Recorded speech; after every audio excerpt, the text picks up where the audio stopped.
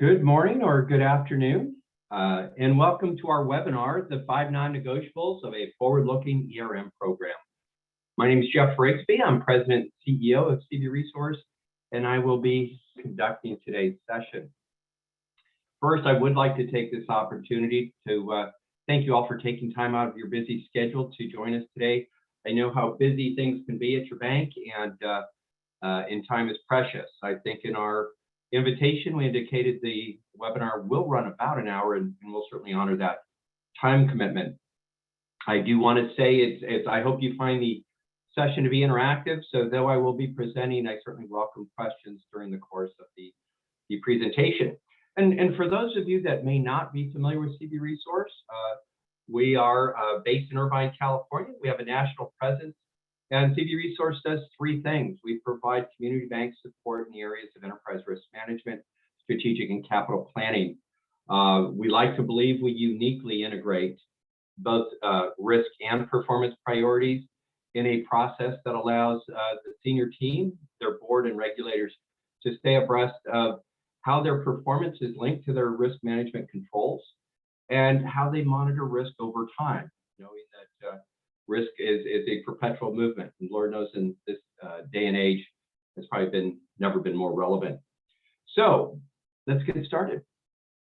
Or actually, I should say before we get started, just a little bit as far as the process. As I mentioned before, you are more than welcome to ask any questions during the course of the presentation, but I will also have a Q&A session allotted time at the conclusion of our session today. Also, I do want to let you know that our materials are available. And just either shoot us a note vis-a-vis Zoom, or you can send it to myself, Robert Finch, anybody in the organization. And we will also be recording the session. So you can also request a recorded version if that works for you. So what are we going to cover today? A brief little bit just to make sure we're all on the same page of what we believe ERM is. So we'll talk about what ERM is, why ERM, just kind of revalidating what's its role and its purpose. Then we'll do the deeper dive, and we'll talk about those 5 non-negotiables and walk through each one of those elements and why we believe they are non-negotiable and supporting an effective ERM program. Lastly, I'll conclude with some closing thoughts, and we'll move into questions and answers. Pausing one moment. Okay. I set a little note. All right. So before we jump into those 5 non-negotiables, let's just make sure we're all on the same page. ERM is actually a framework that specifically was developed by COSO back in 2004. And for those of you familiar with enterprise risk management, it really focused on that initial iteration, if you will, is really being a process-focused discipline, right? But what's interesting is right out of the initial phases of the development of ERM, it focused on the fact that it was effective and by the entity's board of directors. So implying that there was senior involvement at the outset of a good ERM system. It is linked and tied to strategy setting. And it provides a mechanism to identify potential events that may affect the entity's ability to achieve its business goals. So very much emphasizing that it was process driven. The commission came back in 2017 and actually did a little deeper dive. And what I like to believe is kind of move more towards we've always thought ERM is. And their view is, and they conclude that ERM really includes the culture, capabilities, and practices integrated with strategy setting and performance that organizations rely on to manage risk and creating, preserving, and realizing value. And I think that's the key point is for whatever reasons we may adopt an ERM process, it's really designed to be an ongoing process that focuses and supports the organization's ability to create, preserve, and realize value. Just a quick word, because for many of you that may already have an ERM system, there are a couple of forms out there. There is a top-down approach to enterprise risk management, and there's a bottoms-up. A lot of times, what might be characterized as the bottoms-up would also be known as a GRC system, or a government regulatory compliance system. Bottoms-up are very process-driven, very useful in involving the entire workforce in identifying risk management or management or risk exposure, I guess I would say, it really embedded in policies, procedures, and processes, very much like an auditing process, very granular in nature, in and of itself, very valuable.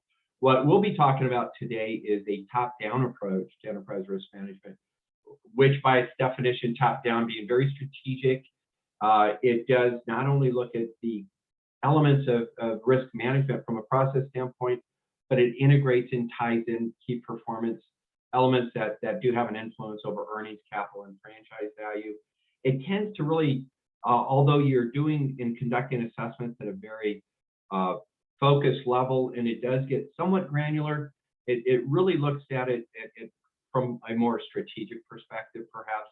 It tends to focus on the higher impact risks, but it does completely focus across the enterprise.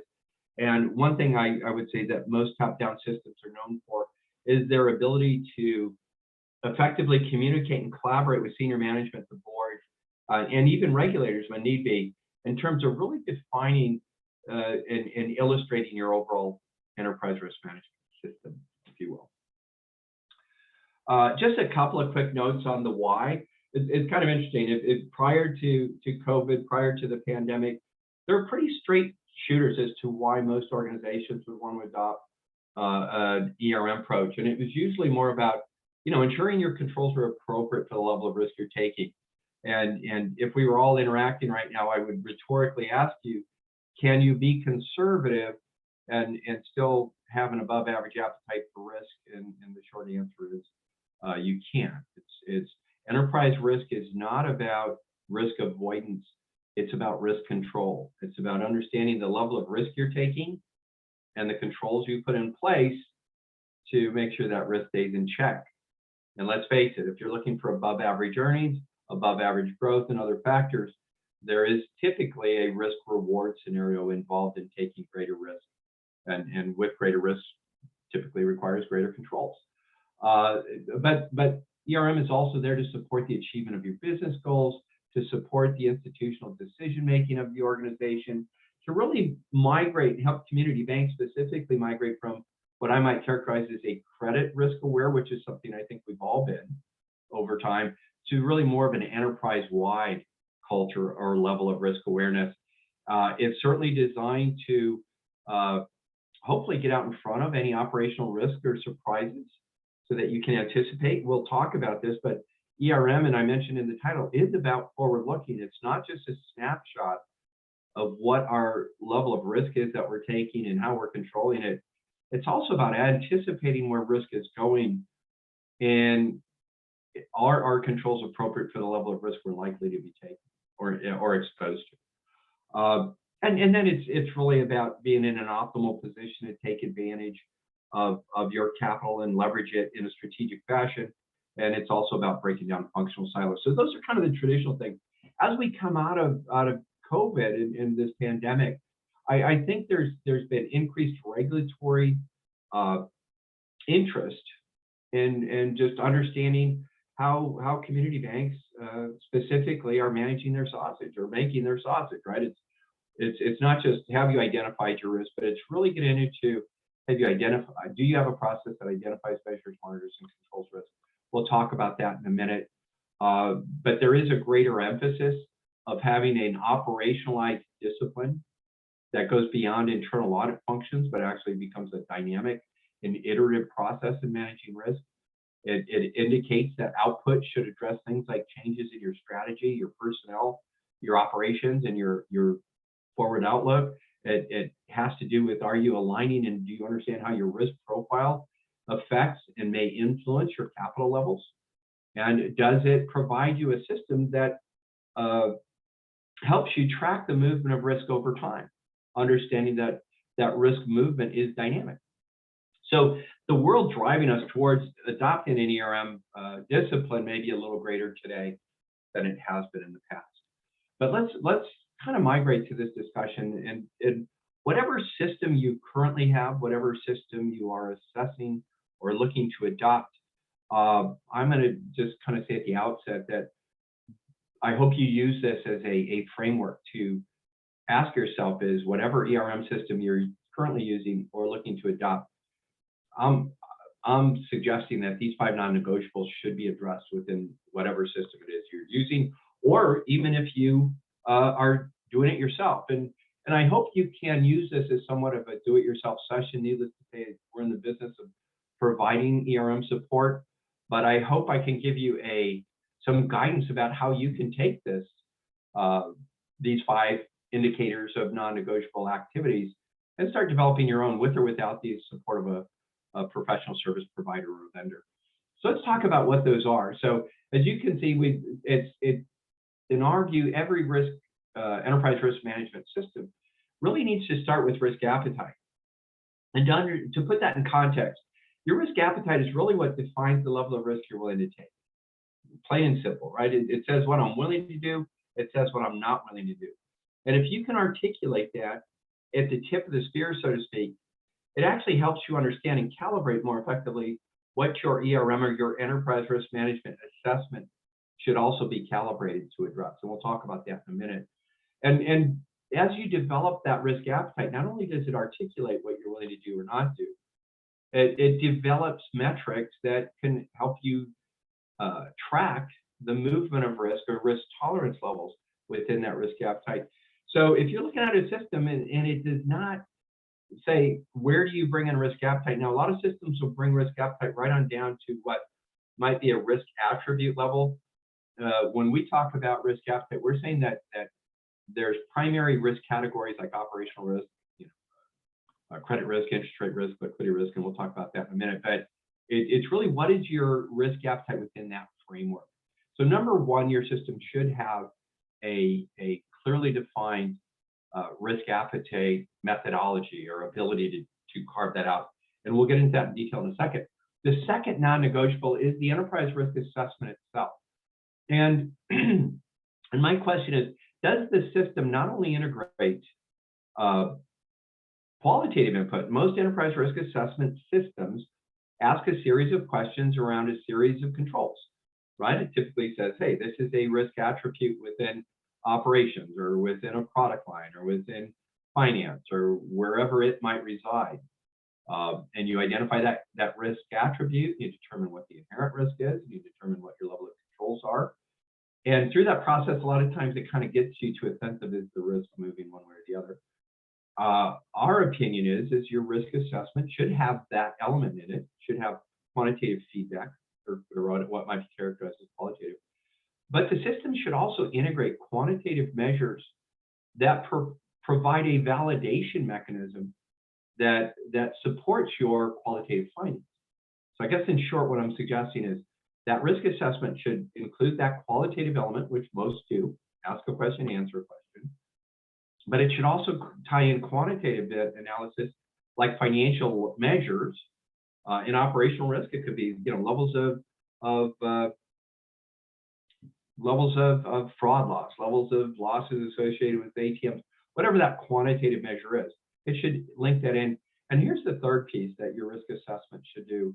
It shouldn't just be looking at trends as it relates to what our risks look like today, and then we take it again, and that is our trend. It should be asking you where you think that risk is going forward.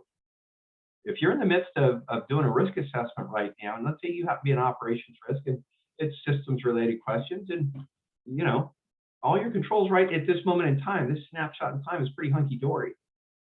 And that's great. So you might say, well, our inherent risk is kind of moderate, and we look at our controls. And then you answer a question, you go on. That system better provoke a question that says, well, where do you see that element of risk going as you look forward over whatever your review process is, say over the next rolling 12 months?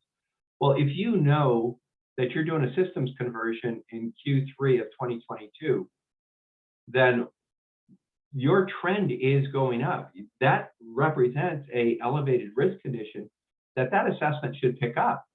So just looking at your current system controls today and saying our inherent risk is X and our controls are Y, that's great. But is your system answering the question of where's it going? And if it's not, then it's not fulfilling the forward-looking aspect of what ERM is designed to do.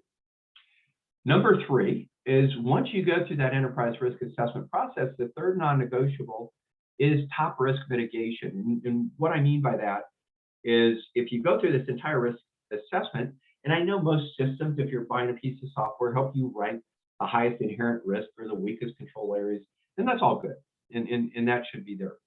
But there should be a mechanism in your system that goes a little further, that says, based on our analysis of emerging risk and threats, in addition to our risk assessment, we believe these items may represent our greatest risk. And sometimes those top risks may not, fit a turnkey risk assessment.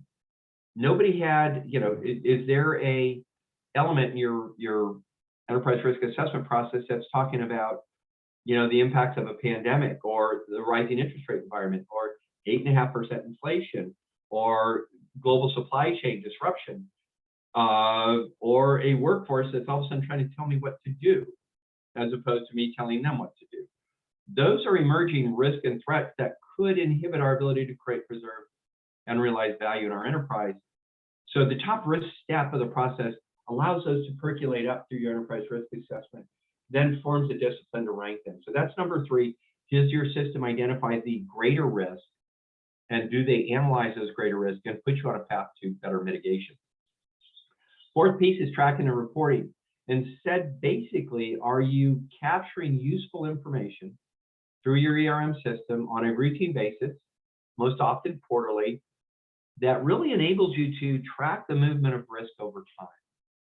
And it's not just about going back to the same series of questions and asking the same question over and over and saying that's movement. It's tying in both those questions and the quantitative measures that reflect the level of risk you may or may not be exposed to. But that tracking and reporting mechanism should be able to speak to the frontline person, if necessary, that's managing the risk. It should speak to management, senior management. It should also speak to your board, and we'll get into how that disseminates itself, and certainly oversight and regulator perspective. And then lastly, the 5th non-negotiable of an ERM system is it better be manageable. And what I mean by that is it's all too often when we invest in systems like this, we find that it requires a certain amount of staffing or a certain amount of resources just to make it work. And my argument is the system is designed to serve you, not you serve it. So make sure as you adopt or look at your current systems that it's doing what you want it to do, that it's producing the outputs and results that help make better decisions, not necessarily that are a drain on staff, that are labor intensive, and don't answer the so what question. So those are the 5 overview steps. I want to kind of show that in the form of a process. So we're talking about top down. So when you think about a top down, you can see that column number 1 there. And that just basically says from a top down perspective, I'm going to take a look at my strategy, my capital position. I'm going to take a look and I'm going to develop my risk appetite. I'm going to develop my governance. Because if you think about it, your strategic plan does imply either explicitly or implicitly what your risk appetite is. So that step 1 addresses risk appetite. Step 2 in the process, when we talk about those 4 pillars we mentioned earlier, most regulators will ask you, hey, how does your ERM system identify, measure, monitor, and control risk? So the way we look at that is, well, number 1 in our case is risk appetite. That's the tip of the spear stuff. Number 2, how I identify risk is having a robust enterprise risk assessment. And that enterprise risk assessment, and I hope you're jotting this down because you can set this up yourself if it works for you. But when you're setting up that identification system, just call it your enterprise risk assessment. And what your enterprise risk assessment is going to communicate to you is your levels of inherent risk, the adequacy of your risk management, the level of composite or residual risk, and the direction of risk, right? And if you're an OCC bank, they might use terms like quantity of risk, quality of risk, aggregate or composite risk, and direction of risk. And then you're going to look at in risk areas that should include credit risk, interest rate risk, liquidity risk. OCC banks tend to look at price risk, operational risk, compliance risk, strategic risk, reputation risk, cyber, IT. But then you can fall into a whole nother family of areas that you need to have risk assessments for. If you're in the mortgage business, if you have trust business, if you're in the insurance business, if you have an RIA, if you have a payments platform, if you're dabbling in cryptocurrency, if you want to get into cannabis, all those elements should be integrated into your overall enterprise risk assessment system. And from there, we flow into the measurement of risk. In addition to what that assessment is doing, this is where we really think that top risk flows into the process. And as you measure risk, you really want to look at what your top risks are, and what's the likelihood of that risk really occurring? If it were to occur, what would be the impact or the severity? Where does the inherent risk reside within the organization? And once you assess your current controls, are we good to go, or is there some residual risk that you need to take care of? And if there is, how does that find its way into a risk mitigation plan? Okay. So if you think about those first three, and I'll go back to risk appetite, enterprise risk assessment, top risk, think of that as the engine, right? That's the implementation process that on a cyclical basis you want to repeat over and over again. And actually, as you can see this on a flow chart, it's a continuous loop. So those first three elements are your processes. The fourth is first setting up your reporting and tracking systems, right? How do I monitor risk? And answering the question, who gets what and when, right? Where's the distribution? How frequent is that distribution? And what am I measuring? So that creates that output. So if you've got your processes in place with your first three, step number 4 is that I need to set up a report system that allows me to create a collaborative environment to make better decisions. And once that monitoring system's in place, that falls into now I can control my risk better. And that's where that whole management process comes into play. And if you think about ERM, like everything in life, it gets better over time. It's a process, right? But the goal with ERM is not to treat it as an event or a one-off item. Think about it as operationalizing anything you operationalize. Okay? So let's go ahead and spend the balance of our time just peeling back the onion a little more. So if you have pencil and paper, just kind of jot this down, and you could do this exercise with your team, I'm sure. But so when we think about risk appetite, just to make sure we're all on the same page, risk appetite is the level that your bank is, the level of risk your bank is going to take in order to achieve your business goals, your financial objectives, your creative value, however you define value. Your risk appetite indicates what you're willing to do or not do to get there. It should basically tie right into your strategic plan. It should be a communication vehicle, and it should also serve as a blueprint. So looking at this table in front of us, this is more or less how you can develop at least that first cut of your risk appetite, which is a heat map, and determine is your risk appetite low to high, and understand what those driving factors are. And I'll talk about that in a second. But go ahead and, what is my risk appetite in the world of credit? What is my risk appetite in interest rate risk? What are my policies? Heck, we just got this surge of excess liquidity over the last 18 months. I'm sure many of you have been investing in securities more than you ever thought you would. Did you modify? Did you respond? Did you change your policy levels? Did you change your risk appetite? Did you get more aggressive with an investment strategy that couldn't necessarily be offset with loan growth and started to move into additional investments to optimize the balance sheet performance? But anyway, all those things influence our risk appetite. So when you think about risk appetite, think about it developing it by key risk category and thinking about it from levels of low to high. Now, further defined, if you're setting up an exercise with your team, and you can certainly do kind of 3 things.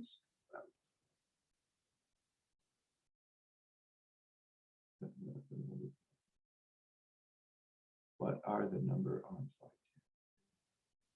2? Oh, I'll get to that. Thank you for the question. Sorry. So when we look at the 3 disciplines of risk appetite, so first of all, that heat map, right? So if I say my credit risk is my credit risk appetite is say moderate to high, that suggests there's probably some factors that drive that, right? It probably has something to do with my growth appetite. Maybe I want to grow more than a market rate growth.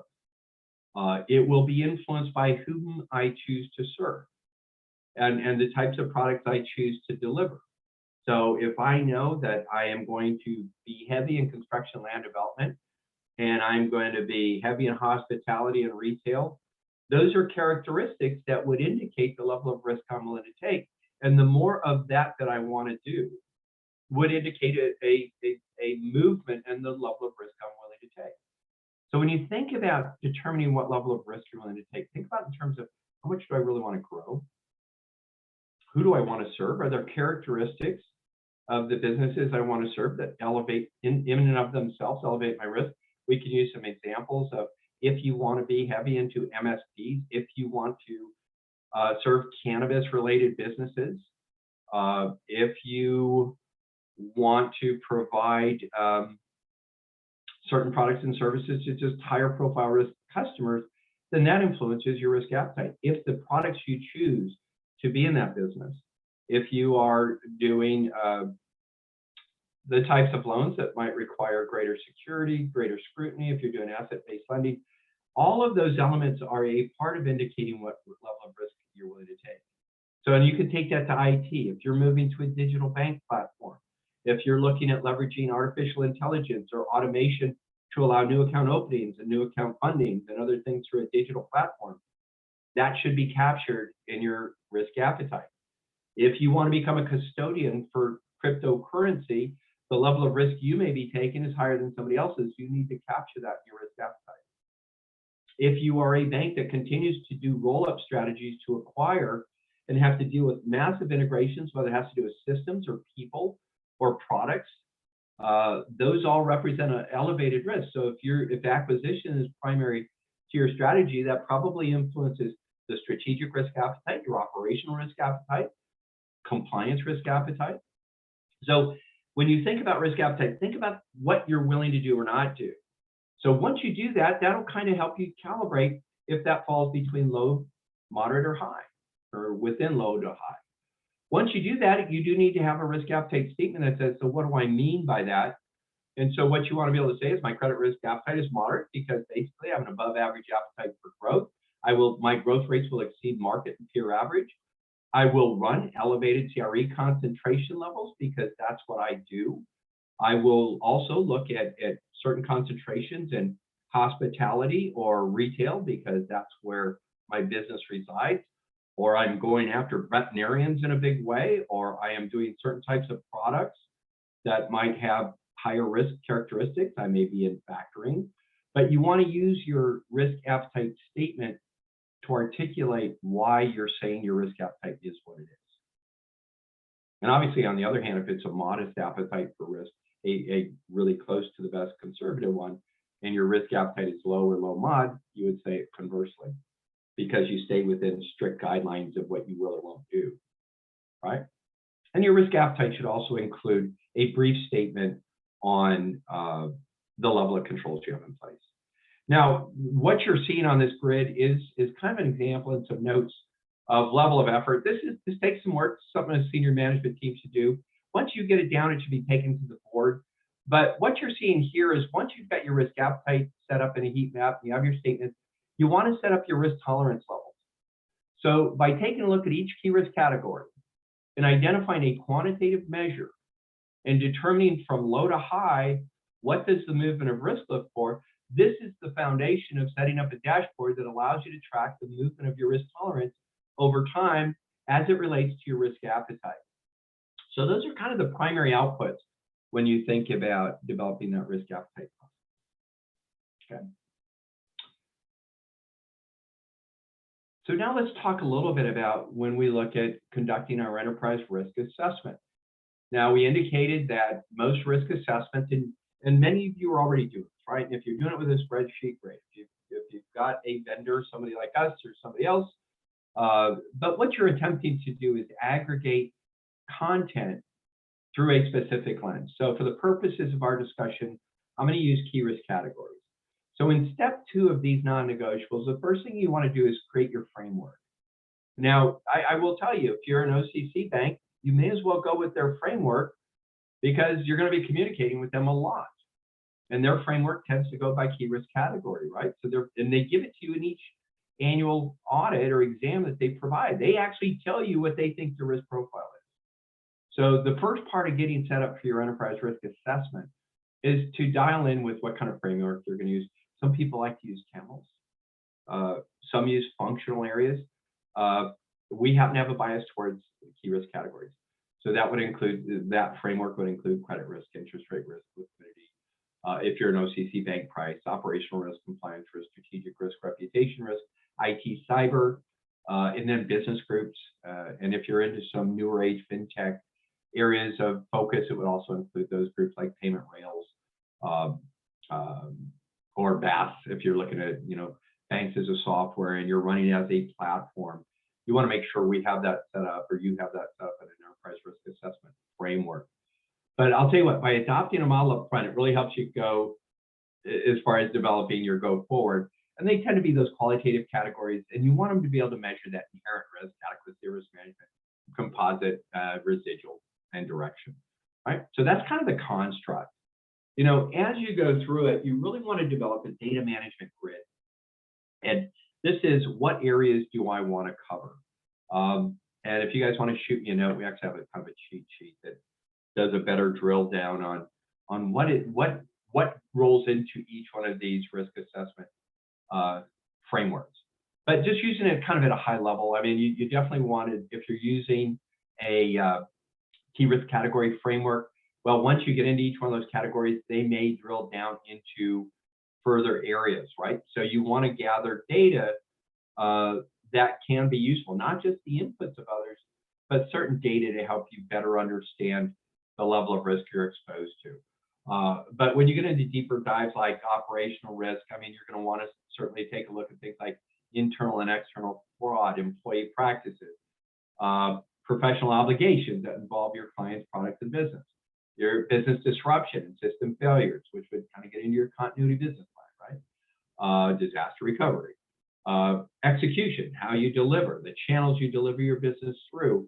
But my point here is really to, as you get set up to conduct your risk assessment, once you've got that framework, it goes to that next level of what is it I'm going to assess and how deep do I want to go? Now, again, this tends to be a top-down example. If you're using a bottoms-up approach for a GRC system, it may even get more granular. Now, what I would suggest is any risk assessment should do, getting back to the non-negotiables, whatever deep level you get down to, it is certainly nice when it aggregates and rolls up.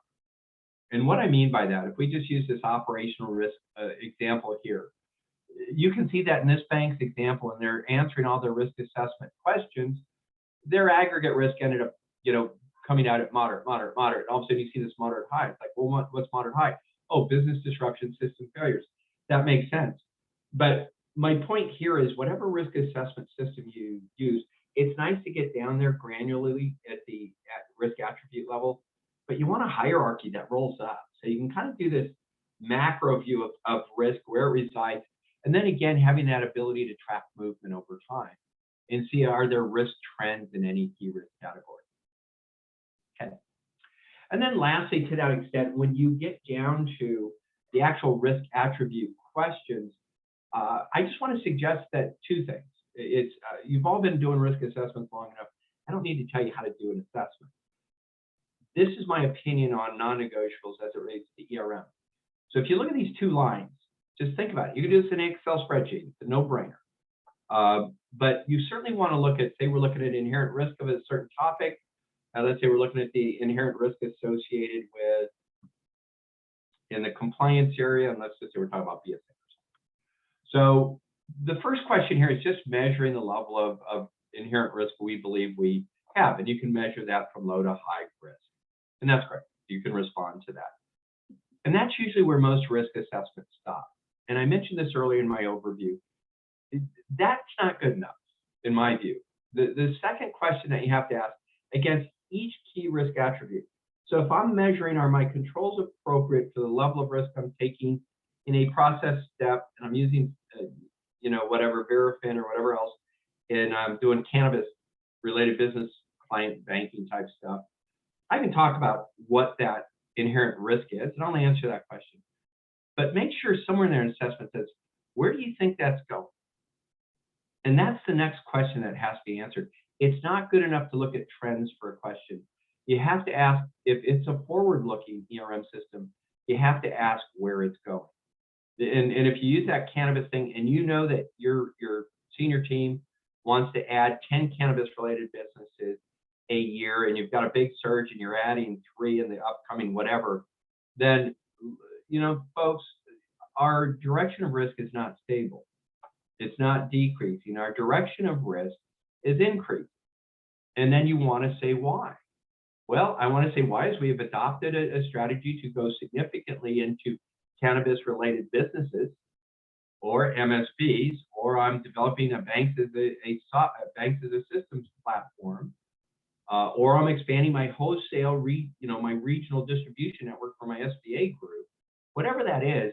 But if you know there's a triggering event that is going to elevate your potential risk, capture that in your assessment. I don't think I could stress that enough, because tell me what my inherent risk is today is great, that's useful. Tell me where that risk is going is non-negotiable. Okay? Now, the other piece as we talk about forward-looking data in your enterprise risk assessment system really is using data that's not necessarily in the assessment. If it's a forward-looking system, are you looking 5 years out at national, state, or local economic trends that could influence the type of business you're doing? Let's face it, the rising interest rate environment, if you're a mortgage lender, supply and demand is still tight on the purchase side, but your refi business is going to dry up. So if 40% of your business has been refi in a rising interest rate environment, that's going to compress. So do you just accept the compression, or do you say, no, I'm going to do a lot more purchase deals. I'm going to do a lot more construction. I'm going to do whatever, right, to maintain my growth trajectory. So looking forward is critical, not just for strategy purposes, but for risk management purposes. And that could be economic trends. It could be psychodemographic trends. It could be looking at the nature of where the markets you serve are going, and are they favorable? So if you want to grow as a bank, but you're in mature markets that could either be flat, or Lord knows there's certain rural markets that are compressing, are we taking that into account, right? So don't just rely on what your assessments are telling you based on opinions. Look to that forward-looking quantitative data and find a way to report that back into your system. As we move into that third step I talked about as far as top risk, pretty straightforward, and create something like this. Matter of fact, you take a snapshot of this, you can go build this in an Excel spreadsheet, you're done. But this is basically saying, you know what, this turnkey assessment platform doesn't really talk about all of the risk I'm facing in the way I need to discuss them. And what top risk analysis allows you to do is further describe the threat or the risk, figure out where it resides, assess its likelihood or severity, kind of figure out accountability, and then figure out where that inherent risk resides, a cursory review of controls, and a rated review of controls. That should spit out some sort of level of residual risk.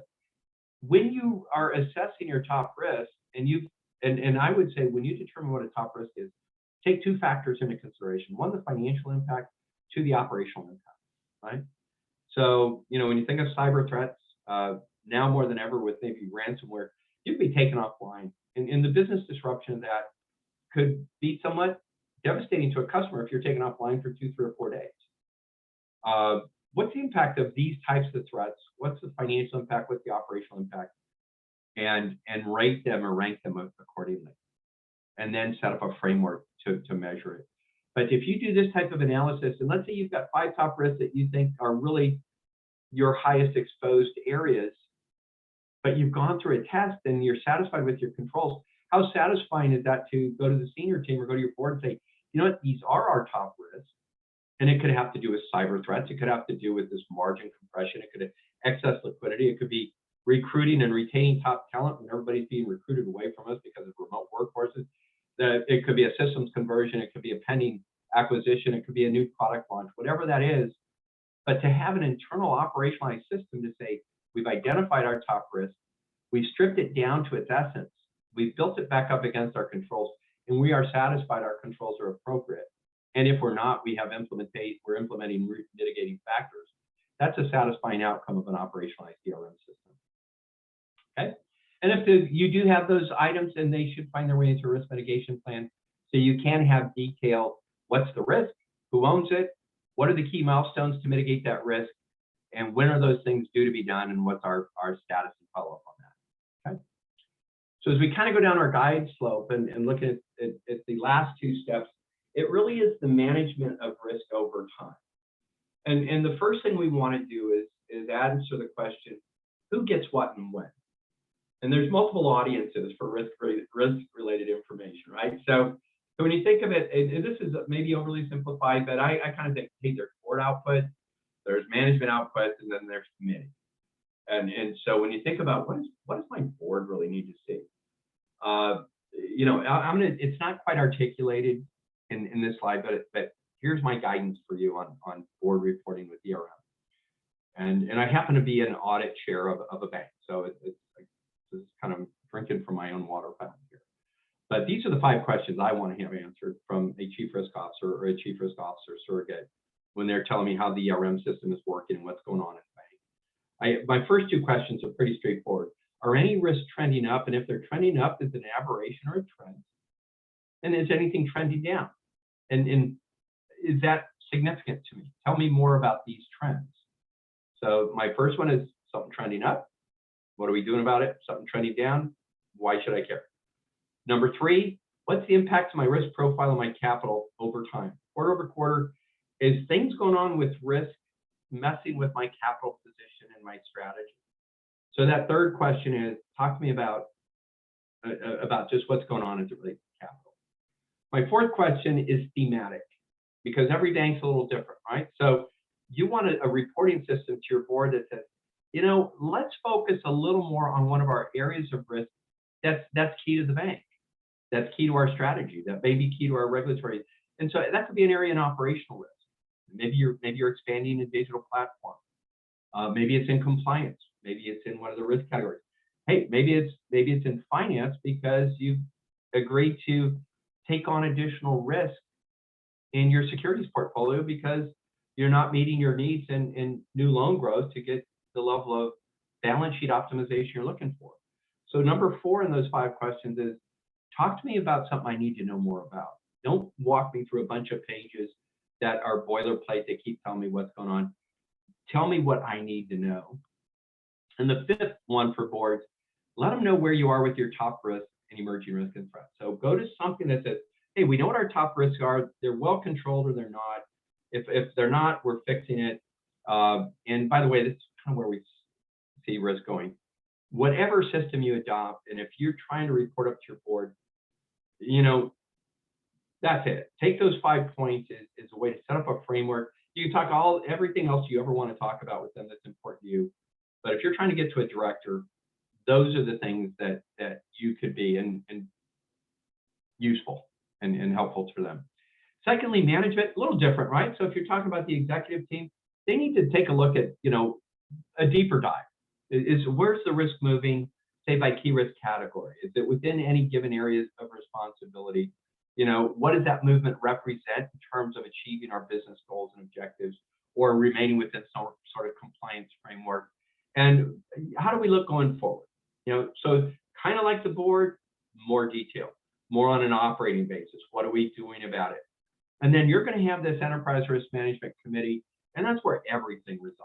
That's detailed, chapter and verse about our risk appetite and how our risk tolerance is moving, how our risk assessments are being conducted, where our principal risk resides and what we're doing about it. That committee kind of keeps track of everything. So those are kind of my 3 primary buckets of knowledge transfer or information movement, right?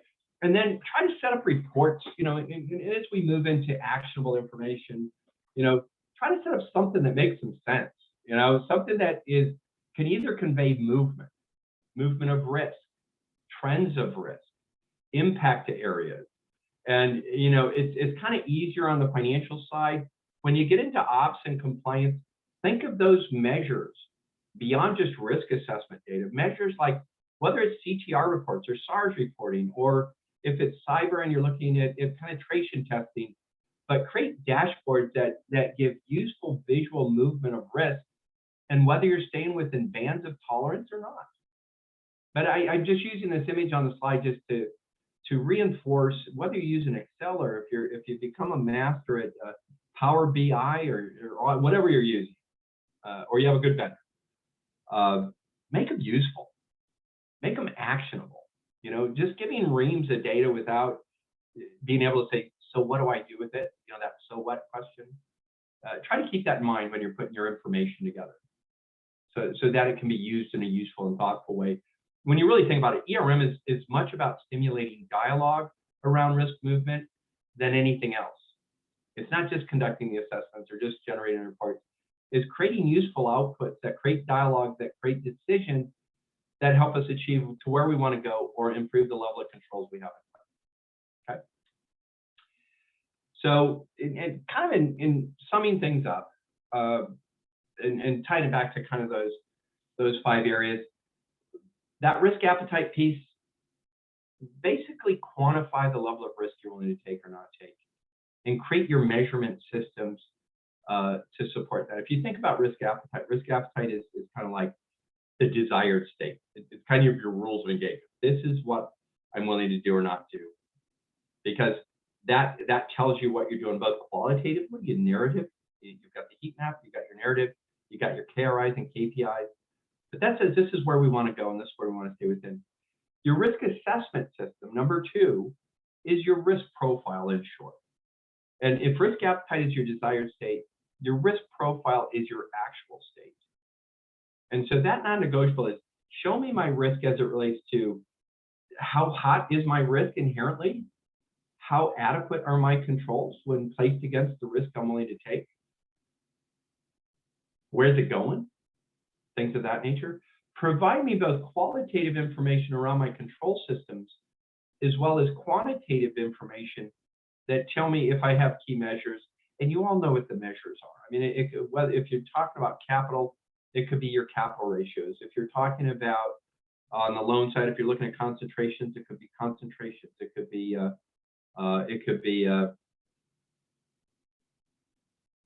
are we going? I draw a mental blank of credit, but it could be risk tolerance levels or credit risk or delinquency numbers, whatever those quantitatives are. Like I said, operational risk might fall into more, losses or things associated with fraud. Or I'm having trouble connecting to the internet. It looks like an issue with the router and echo device, so try restarting them. Unplug both of them, then plug the router back in. Wait 30 seconds. Once the router is back on the internet, plug in the echo device. That's real-time technology. So that's the risk assessment piece. The third piece, top risk mitigation. Set up that system that force ranks the risks that are most significant to you, provides an ability to analyze those risks. And if the risk isn't satisfactorily controlled, have it directly go into a risk mitigation plan that could use as a communication vehicle to get that risk controls where you want it to be. Set up a tracking and reporting system that is robust, that is dialogue and action oriented, not just cranked out over time, but is useful in making better decisions or at least creating better dialogue that lead to better decisions. And lastly, my comment about manageability, make sure the system is serving you and you're not serving it. Make sure that it's got an ROI other than the fact that your regulators think you should have enterprise risk assessment system. So with that, I hope you found those 5 points useful, whether you want to engage somebody to do it or you want to kind of build your own system. But my closing thought is, I think the last 18 months or 24 months have really changed the rules of engagement to some degree in our industry. I think we found our workforce elements are changing. I think our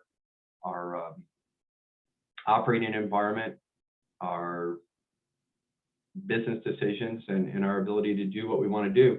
And let me add one in, and I didn't touch on this, but I don't think I have a meeting today these days with clients or potential clients that aren't getting into the discussion around where certain things are going. And a lot of it has to do with ESG or economic, social, and governance, has to do with climate. So I'll throw that as a caveat in there about when you think of risk assessment systems, keep your eye. I mean, the SEC just put out feedback, it will put out preliminary guidance on ESG and asking for comments. But the other thing about risk is, enterprise risk management is it is a forward-looking thing. And so you do need to stay abreast of where things are moving. So if climate is becoming an issue, then ask and answer the question earlier than later. Try to get a system that gets out in front. But when you think about it, it's risk is changing in real time with us. But whether it's a regulatory-driven thing, a management-driven, ERM is a platform for you And needless to say, I think you can tell I'm a believer that whether it's homegrown or it's bought, you need a system that's operationalized that you can point to that identifies, measures, monitors, and controls your risk, period. And our industry is getting inherently greater risk just because of where we're being pulled to maintain profitability and viability. So you want an operationalized system that identifies, measures, monitors, controls risk in a way that makes sense to you, and most importantly, ties it back to earnings, capital, and franchise value. And these systems are designed to work with you in good times and bad.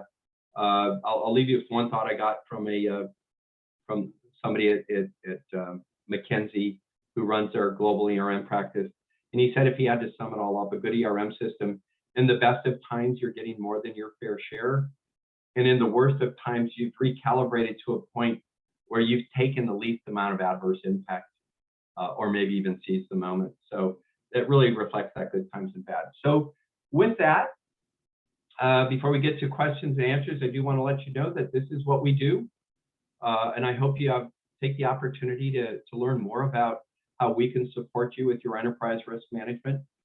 We have modularized it in many respects. So you can buy a fully integrated system. You can break it down into modules like risk appetite, enterprise risk assessment, top risk analysis.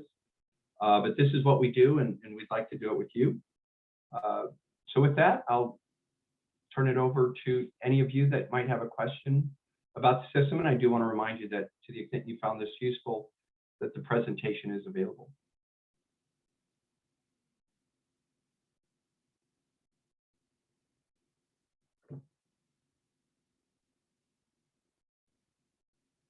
Okay, obviously I answered every imaginable question in my presentation. So at this point in time, I do want to thank you all for taking time out of your busy schedule. I hope you found at least it somewhat useful and insightful on ERM does not need to be overly complex, it needs to be useful. And it needs to provide dialogues for key decision makers to make good decisions that create optimal value to the organization. And I hope you came away with that. Should you need any information in the presentation, please feel free to contact Robert Finch, who's our Senior Vice President, Director in Sales. His contact information is in our presentation. And as always, I encourage you to contact me directly. I hope you take a look at what we do. I think you'll find it very useful. Ladies and gentlemen, enjoyed spending this time with you. You all have a great day.